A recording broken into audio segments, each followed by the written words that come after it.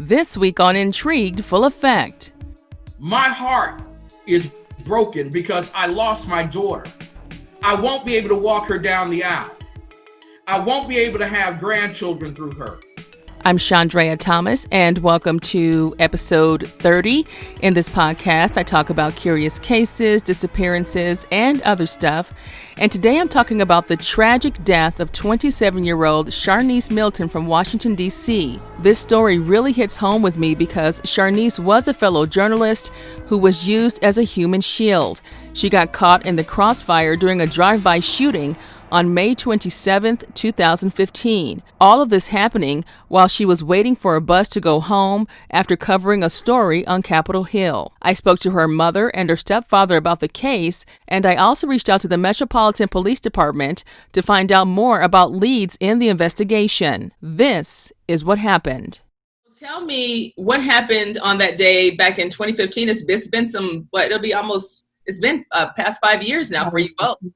Charnice, who had graduated with honors from Syracuse University with a journalism degree for community news, was actually putting her degree to work. She was working for a community news organization out of Capitol Hill, and she was covering a story on Capitol Hill, and it was a little late, so she, rather than calling us, because she wanted to affirm her adulthood, she took the bus home that evening. And as she was making the transfer from one bus to the other, she sent a note to my wife, Francine. Can you? She sent me a note saying that she was on her way home. And that was the last. She and I would text each other all the time. Whenever she was out, she always texted me, telling me where she was or which way she was coming. So I always knew whether or not she was on the bus or if she was in the subway, which way she was coming, because sometimes we could walk out and meet her at the bus stop, or sometimes we could meet her at the subway. So she always would text and let me know if she had a ride or where she was. So she did text me that night and said, I'm on my way home. So I was actually waiting for the next text, and I never got another text from her. She received that text around about 9:15 in the evening, and at about 9:40 p.m. Eastern time on the 27th of May, she was crossing the street, getting off of one bus, heading to the final W4 bus to bring her home. And as she was walking towards the general area of a gas station where there was a little light, she was accosted by two men. One got off his bike and grabbed her as a human shield, and the other shot her point blank, attempting to shoot the other person. The gentleman who used her as a human shield dropped her to the ground, and they took off. It was about 16 of them that were actually had come to that particular area, who they were riding on ATVs and other vehicles, as far as we know in this investigation. They took off in various directions. The Metropolitan Police Department released this surveillance video of a group of people on scooters and other motorized bikes, and there were at least 3 persons of interest in the case. As for the other 12-plus people, I'm told no one has come forward with information that can lead to an arrest. I also reached out to police for an update in the case, and investigators say there's no new information and that the case was open and active. There was a police officer who was on duty at the Popeyes right next to the gas station who ran out and scooped her up in his arms, and he held her until her final breaths. Charnice attempted to come home on her own. She knew that I was a television host and was on the air at that time period. She didn't want to bother me, and she didn't want to bother her mom by coming out so late. And I remember telling Francine that night that the next time that she has a late interview or a late story she has to cover, we're going to make certain that she calls us early so that we can pick her up no matter what. At that point, 2 detectives out of Washington's Metropolitan Police Department knocked on our door. And we were alerted at about 11:15 that evening that Charnice had been killed. And from that point on, the investigation began in terms of her death and those individuals that were involved in her killing. So the regular routine for you guys was to meet her at this bus stop, on a regular basis when she would be coming home, especially at night, I imagine. It sounds like when she would call. She didn't do a lot of stories late like that. For one thing, this community meeting that she was covering wasn't one that on her schedule. Basically, I think it was like a last minute. She was called in to do that story. So usually I would know beforehand, oh, she's going to be here and she should be coming back around this time. Yeah. And usually there would not be a problem. And like I said, she would take the subway sometimes she would take a bus, sometimes she would get a ride, but she would always let me know where she was. And so that we would know. And Ms. Thomas, I must say that you and I both know the broadcasting field, journalism. You got to hustle when you're young to get the news stories. And every news story is a way of getting paid and getting notoriety. And her editor at that time period had noticed her growth and potential and was ready to recommend her to the next level of writing, making recommendations possibly to the Washington Post and other the Washington Examiner and other news companies. So she was hustling. She wanted to show that she was great at writing, that she was a great journalist, and nothing was going to stop her from achieving her end. The unfortunate thing is that something did happen that night that stopped her. And it was two Black men who chose their lives above hers. And so let's get into that too, and then I'll ask you more about your daughter, as we go on. Do you guys have any idea of who was targeted? Like, what's happened? Because it's been some time has passed. You have 16 people, you said, who were point blank there. I imagine there were probably other people out in the area at the time. What's come of the investigation at this point? Well, in fact, the mayor came over to our home about 7 days after, almost 5 to 7 days after the killing of our daughter, and stated while she was sitting in the living room holding my wife's hand and looking her directly in the eye, that she was going to do everything that she could to solve this particular murder. On the way out the door, I went upstairs and I checked the DC police information regarding her case. And they had placed her case not on an active list, but they had moved her to a cold case list. And on that night, I went on the air and I blasted her in the police department because there's no doggone way that a murder case should go cold after only 5 days. We were told that there were a multitude of leads that had come in, and we were working with Detective Chanel Howard in the police department, and she had advised us that they were going to work day and night until they could possibly solve this particular case. Unfortunately, the leads, from what we've heard, dried up, and no one could actually put a dime on who did it. Basically, that while the mayor of the District of Columbia, Muriel Bowser, was sitting and holding my wife's hand and attempting to comfort her and saying that the police were going to do everything that they possibly could do to solve the murder, she was apparently unaware that the police had moved my daughter's case, Charnice Milton, from an active file to a cold case file, in which there were no leads whatsoever. And in that particular case, we protested profusely, and Charnice Milton became actually the last cold case, official cold case in that particular category in that particular time period. From that point on, they changed the rules to make certain that a case could not go cold until 4 years had passed and that every lead had dried up. Apparently, we were told during the course of the investigation that there were no more community leads. Everything had dried up, and that there was nothing that the Metropolitan Police Department could do at this time period. And they moved the case out of the hands of Detective Chanel Howard into the hands of Sergeant Andrew Finkelman. And that particular department is the major cold case area. It's filled with over 3,000 cold cases in the District of Columbia that have gone unsolved. And so when the file goes there, the likelihood of it being solved is quite slim. Okay, so let me get this straight. They told you that the case was cold after 5 days. They told you guys that after 5 days after this happened. Yes. That's not even enough time to even walk around and talk to everybody. That's correct.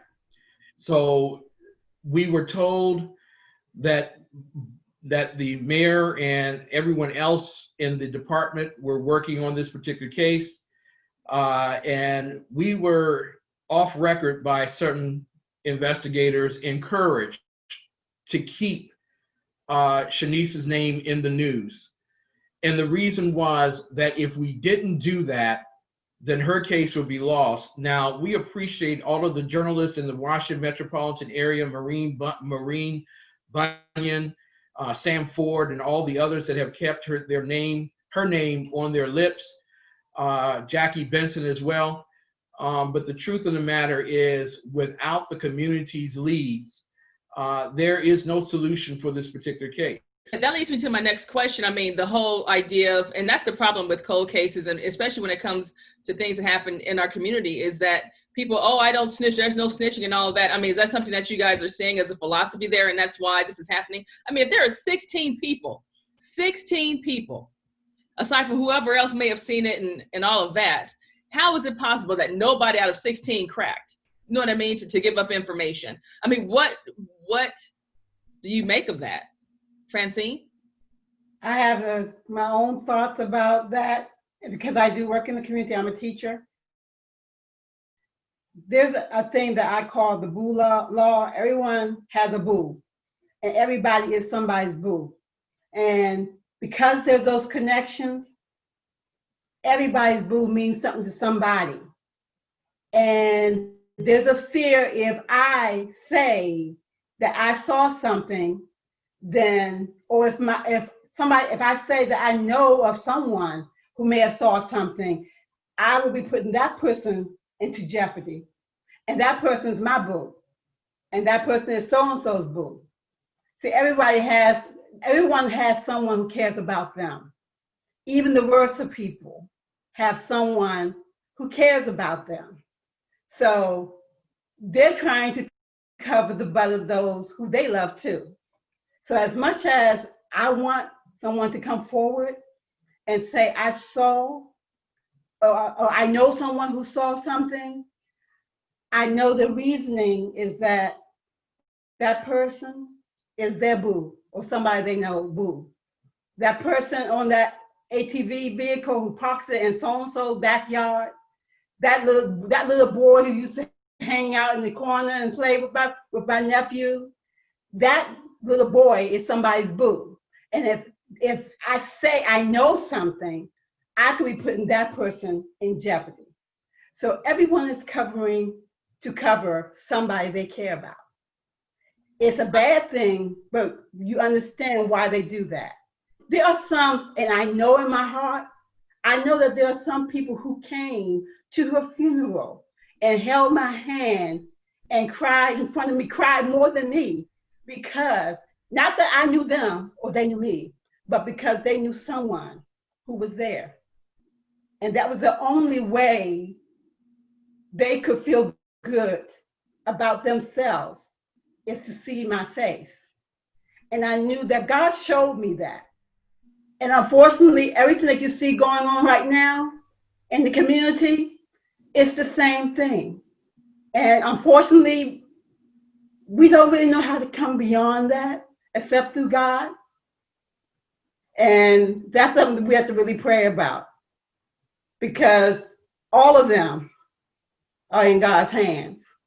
Right now in the District of Columbia, there's a budget for 83 to 85 detectives, investigators, who cover murder cases, open and closed. And there are 7 that are assigned specifically to cold cases. That doesn't make sense when you have over 3,000 cold cases from the 1960s on, and you're averaging 120 to 130 murders a year in the District of Columbia, and you only have a solution rate of somewhere in the area of 60 to 70% of cases. That means on the average that at least 30 to 40 families will walk through their homes every night like we do, wondering where the killers are, wondering if any justice will be done, and wondering if there's any time on the actual schedule for detectives to get back with families regarding those particular cases. It's unfortunate right now that we have so many murders that are going on. The worst part of it is that there are too many mothers like Francine Milton who stay up and walk past their daughter's room at night looking for her daughter, knowing full well when she opens that door, there's no one there, and she hasn't gotten an answer from anybody regarding the status of the case. Not just in a simple, come to one of our special events so that we can remember your baby. Come to a vigil where we can burn a candle and think about her. We're talking about who were the killers. She didn't die on some country road. She died at Good Hope, Naylor, and Alabama Avenue in Washington, D.C., 3 of the most populated areas, even for that time of the night in which she was killed. There's a Safeway across the street. There are gas stations well lit. There's a Popeyes where the police officer ran out. Who were the killers? And it's not good enough for people to say, I wish somebody would come forward. The police were asking us to meet and do press conferences with the chief of police and with Mayor Bowser, and have my wife crying and weeping and begging for people to come forward. That's not a society. That's not how this should be done. People who have done evil need to be brought to justice. And I hold accountable those people in our city, politician as well as citizen, who won't bring the truth to light. So with that, let me ask you this. Have you guys tried to pursue some things on your own with your own private investigator or anything like that to try to get any leads in general? 1 year after the case, believe this or not, 1 year after the case, a friend of mine, Howie Coleman, who is a great world detective down in South Carolina, contacted me and said, Ken, I have 76 former CIA, former FBI, former police, former investigators assembled, and they're ready to move, and they want to solve this case for you. And I picked up the phone and I called the chief of detectives for the Metropolitan Police Department. And the chief of detectives said, Ken, you don't really need to don't do that. We don't need that. We already got a lot of detectives working on your case. I'm not interested in people working on my case. I'm interested in people solving a crime. And if I can find the right people to make it happen, you should open your arms and say, bring them in. Help us solve this particular case. So when you went to the police about your friend or your contacts telling you that they wanted to come in and help, the police said what to you? They said it was unnecessary. They have all of their detectives working on the case. We'll get this case solved. You don't need any outsiders coming in taking a look at this case. Now, I thank God for Howie Coleman and the other men and women that have been assembled to work with us on that particular case, because they were ready to do something that our police department was unable to do. They were willing to voluntarily investigate the case. Now, when I say this to people, people think, well, you think you all that and you're looking down on the police. I am not. My first responsibility is to my wife and my daughter to make certain that her case is solved. So I am not trying to put down the Metropolitan Police Department. I'm not trying to put down Muriel Bowser or her staff. I'm trying to solve a case. My heart is broken because I lost my daughter. I won't be able to walk her down the aisle. I won't be able to have grandchildren through her. I won't be able to see the smile on her face when she comes home and gives me a hug and makes me a lemonade. I won't be able to see any of those things. So it's not good enough. Don't take it personal, police. Don't take it personal, mayor. It's not good enough to hear that you're trying. I want to hear that you're doing. Doing and trying are two different things. So as far as like events and things like that, what have you guys been doing to keep her name out there? I mean, you guys passed the 5-year mark recently. So what are your plans, I guess, moving forward to try to, relieve the situation or, keep her name out there? One of the things that my sisters do and actually is being done is my daughter loved books. She loved to read. I mean, since she was very little, she was reading before she was 3. She was able to read a newspaper. Currently, the Busboys and Poets at Anacostia has a used book area where they give away books to little kids, and where people can buy books, and the proceeds is being used to create a bookstore in Southeast Washington in her name. Also, my sisters, when there is a community event, they always put out books for free in her name. And hopefully, once things get better, we can go back to doing that. I've had people to call me recently and say, I have books if you're interested. I just need some place to put it. And like I said, we'd like to give the books to people. We want people to read. Reading was everything for Charnice. The bookstore is organized by We Books over in Southeast Washington, D.C. WEAC Radio in Southeast Washington, D.C. And they have the bookstore placed at the Busboys and Poets on Martin Luther King Jr. Avenue there. We are hopeful that the love that she had for reading gets passed on to children, but also as a host of my own show, on every Friday night, we do open heart, closed case night. And so that is in tribute and in memory of my daughter. We bring to light cold cases and unresolved homicides and missing persons and teen suicides and child abuse cases, issues that are often overlooked in the modern media. And we try to shine a light, especially in urban neighborhoods, but not a lot of other Black families have the opportunity. And that's why we thank you for doing what you're doing, Ms. Thomas, bringing a light to the idea of individuals who have suffered and not getting the help and support that they need, rather from their community or the police departments or even the politicians that have oversight over them. Doing that on a nightly basis opens the door for people to know around the country and around the world that there are individuals who need help in solving their cases. Do you guys have vigils for her every year?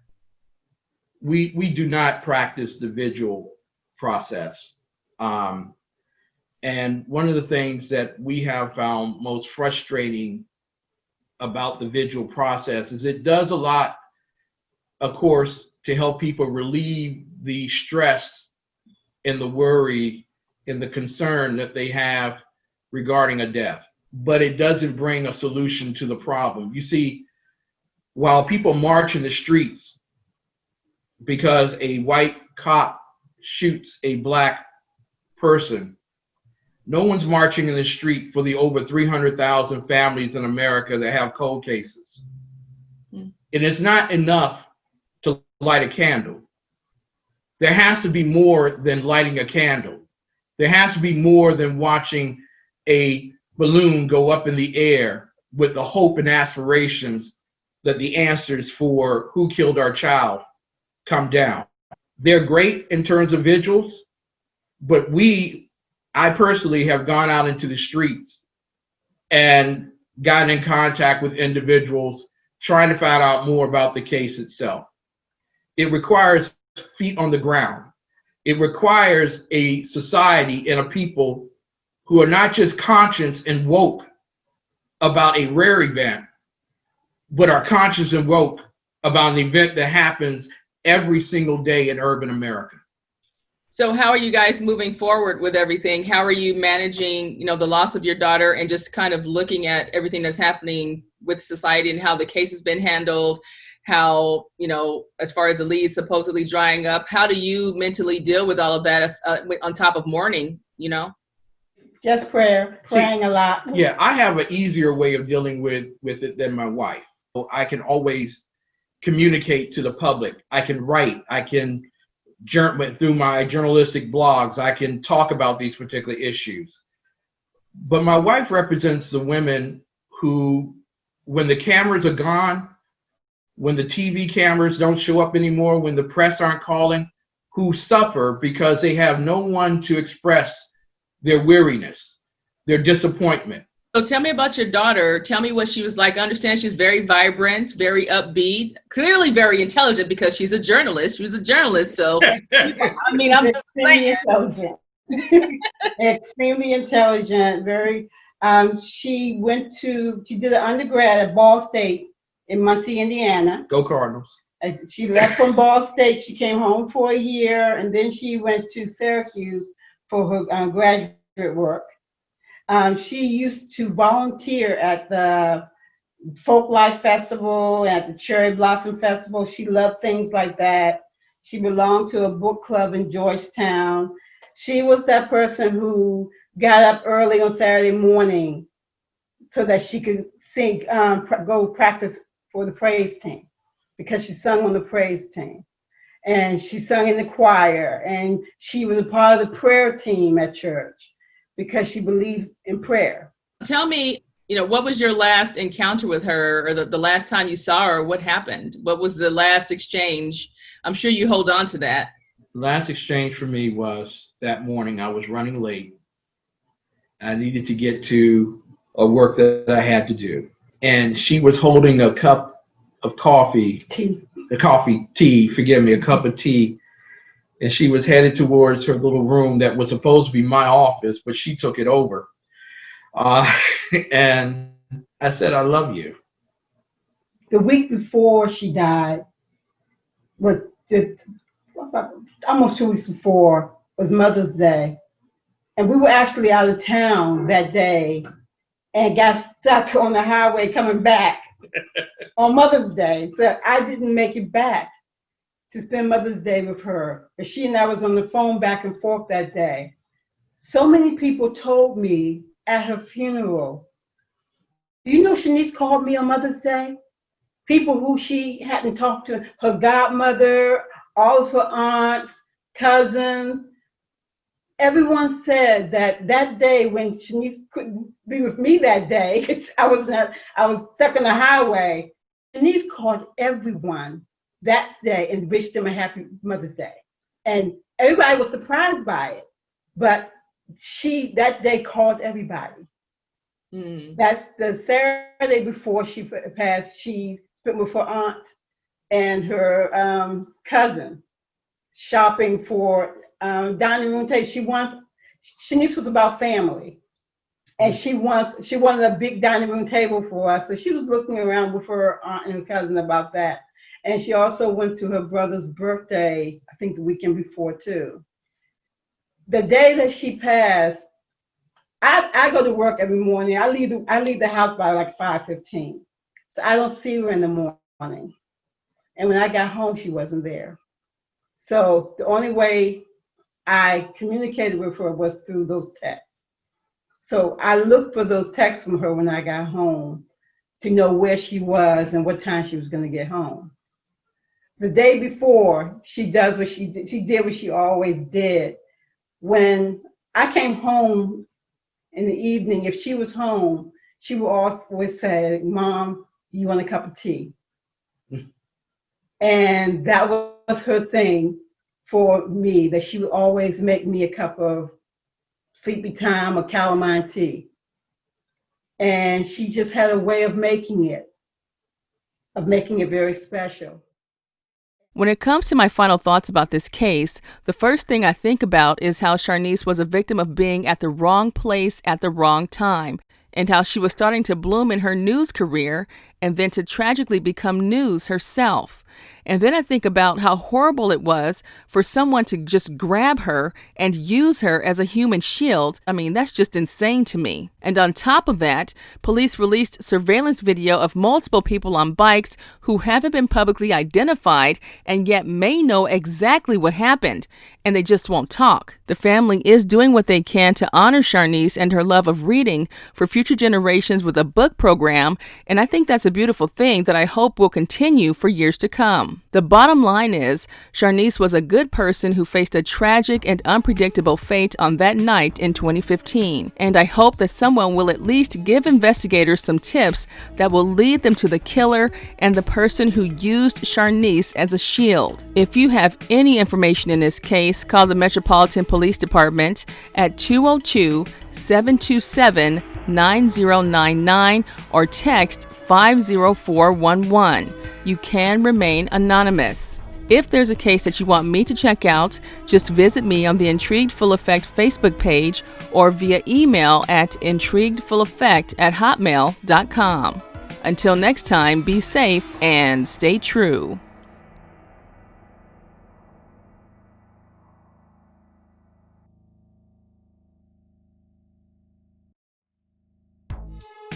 The views, information, or opinions expressed during the Intrigued Full Effect, Curious Cases, Disappearances, and Other Stuff podcast are solely those of the individuals involved and do not necessarily represent those of the host. The primary purpose of this podcast is to educate and inform.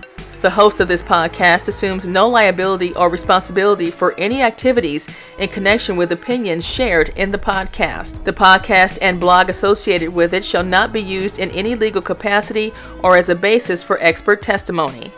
Any copyright material in the podcast is approved by the owner or is part of the public domain. Music by Pond 5.